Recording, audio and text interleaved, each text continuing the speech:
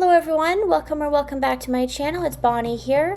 Today I'm working back on my 8x10 gel plate and I'm going to be creating some summer themed prints.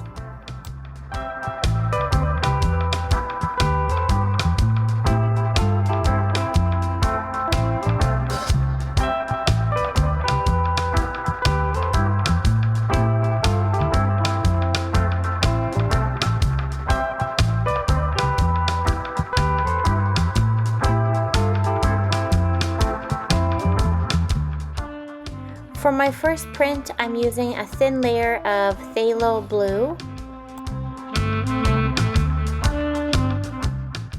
And I like to use a thin layer if I'm going to be pressing down objects onto my plate to leave an impression. That way I get nice crisp results. If you apply too much paint, what happens is the paint tends to move around once you place the object down, and you just won't see all the detail that way. And I also want to mention, if you are using shells on your plate, just be mindful not to use a shell that has a sharp edge to it. You don't want to poke anything into your plate.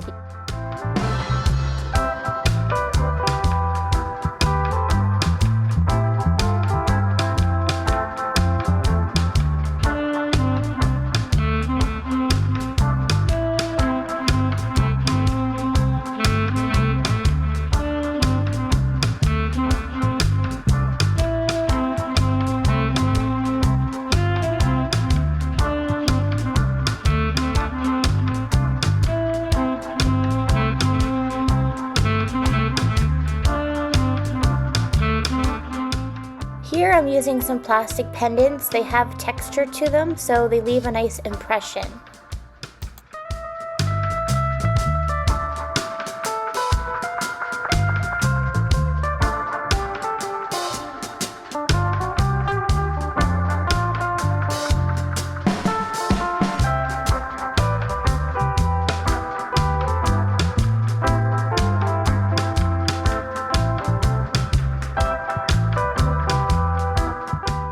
I wanted to mention, if you find that your paint is drying too fast and you don't have enough time to play and figure out where you want to place your objects, you can add a slow drying medium to your acrylic paint beforehand, and that will give you more time.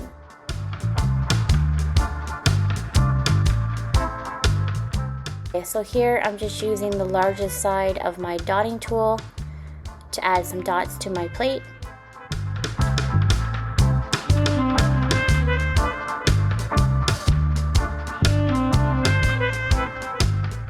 Okay, I believe I am using light blue permanent here to lift up my first layer. Once this is applied and I've added my paper, I will let this sit now for 5 to 10 minutes, okay? It's just sort of trial and error to see what works best. When I'm using acrylic paint to lift up my layers, 5 minutes seems to be enough time. If I'm going to be using a matte medium, then I will extend that time to 10 minutes and that seems to work. But it's all, like I said, trial and error, and you have to really see what works best in your environment, right? So anyway, just wanted to mention that. Oh, and I'm using printer paper in case you're wondering.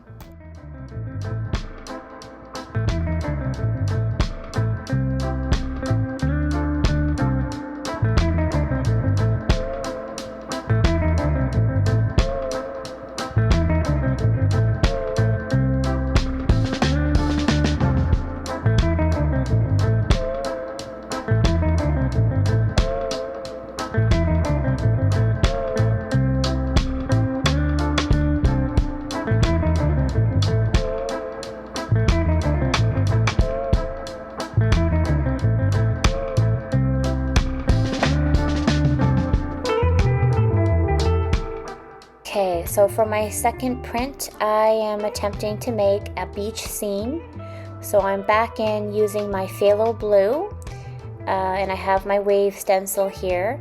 I'm going to let each layer dry before I move on to the next.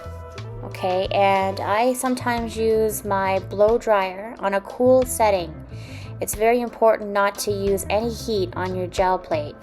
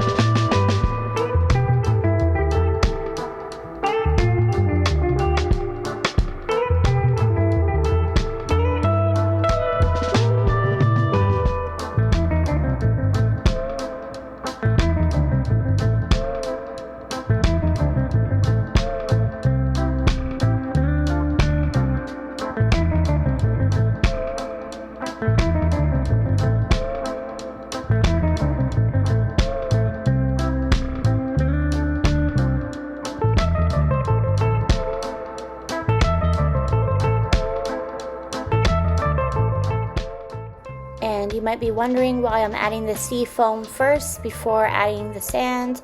That is because I want the sea foam to be seen once I pull the print. If I add the sand first, the sea foam won't be seen if I apply that on top of the sand. So you have to work backwards in a way.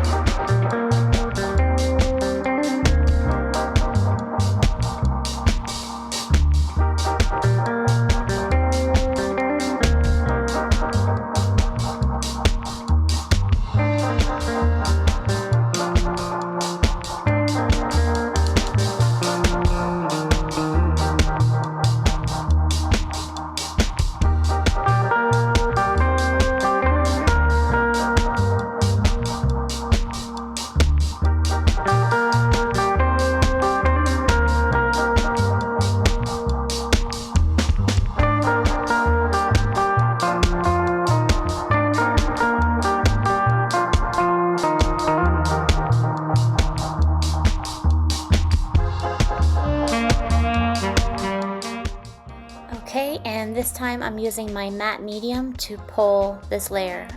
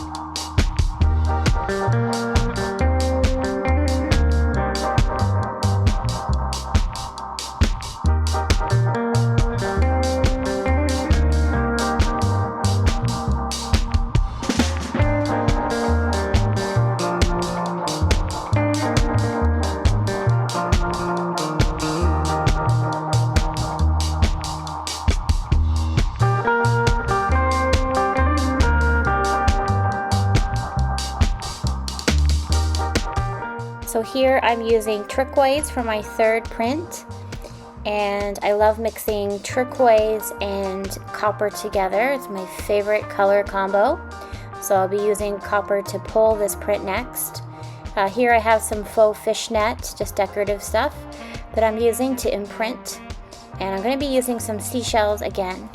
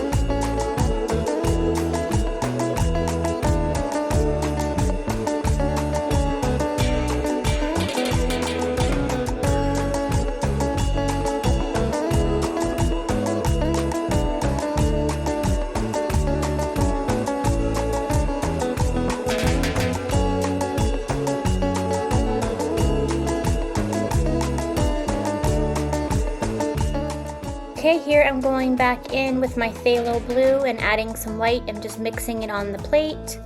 And I'm going to be adding some more faux fishnet in a second just to add some texture, and adding some more shells for a fun print.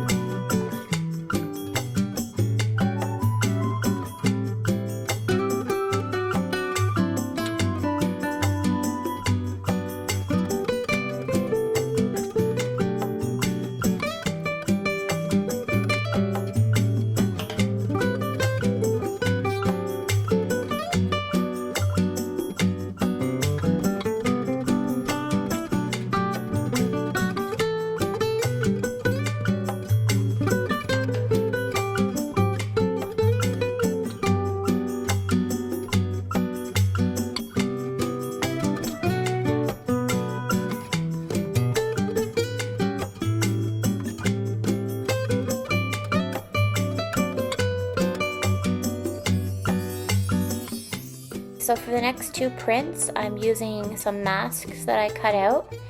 And here I'm applying Pebeo Studio acrylics in light ultramarine blue. I love this shade, it's so pretty.